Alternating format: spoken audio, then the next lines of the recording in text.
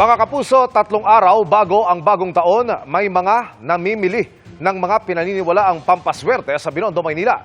In demand na rin ang mga bilog na prutas na nagtaas ang presyo. Nakatutok si Ivan Mayrina. Sa mga panahong ito, ilang araw bago magpalit ng taon, pila-pila na ang mga kumukonsulta sa isang feng shui expert sa isang tindahan ng Lucky Charm sa Binondo, Maynila.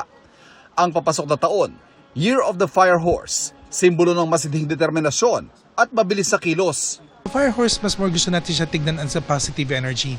This is a year of like passion and also determination. Importante lang talaga, syempre may sipag, may tiyaga, diskarte, and pinaka-most important, aware tayo sa mga gusto natin mangyari.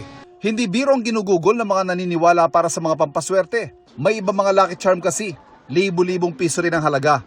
Bukod sa magandang swerte sa trabaho at negosyo, isa pa sa pinakakaraniwang hiling ng mga nagpupunta rito, ang mabuting kalusugan sa bawat taon. Si Juvie Cunanan, ika-4 na taon nang lumuluwas mula sa Pampanga para bumili ng Lucky Charm. Nakaramdam daw kasi siya ng pagbuti, hindi lang ng kanilang kabuhayan, kundi maging ng kanyang kalusugan para sa iniindang karamdaman sa tiyan. Good health lang. Yun lang, good health. Kasi medyo, yung sabi niya sa akin kasi last year, yung tiyan ko, parang totoo naman. Sana yun pa rin, good health pa rin yung gusto ko.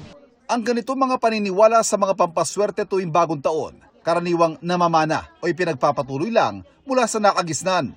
Ang paghahanda ng 12 bilog na prutas halimbawa, tradisyon na isinalin mula sa mga nakarang henerasyon pero nananatiling buhay na buhay hanggang ngayon. May ilang naniniwala pero meron din namang 12 po na klase ng prutas para swertein daw po sa susunod na taon. sinuswerte ka naman ba? Yes po, may mga wish din po na natutupad sa mga tradisyon po natin. Tradition, nakikisunod lang. Nasa feelings mo lang kung may epic o wala. Wala naman po mawawala kapag maniniwala po tayo. Para sa ilan naman, ang swerte ay sa pagkain ng prutas buong taon.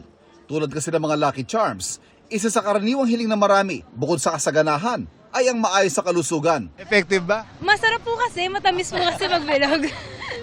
Sa lasa pa lang. Opo. So, sa lasa pa lang, swerte na. Opo. Opo, nagbibigay ng health. Health? Opo. Baka naman galing sa vitamin C yung health.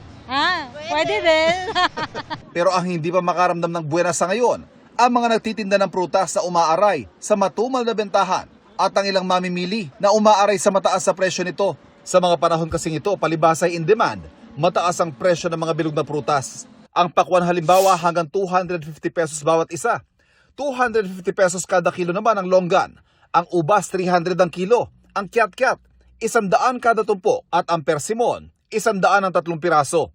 Pero syempre, sa ngalan ng tradisyon at sa mas magandang swerte sa bagong taon, gagawa ng paraan ng ilan para makumpleto ang 12 prutas sa hapag pagdating ng medianoche. Para sa GMA Integrated News, Ivan Mayrina, nakatutok, 24 oras.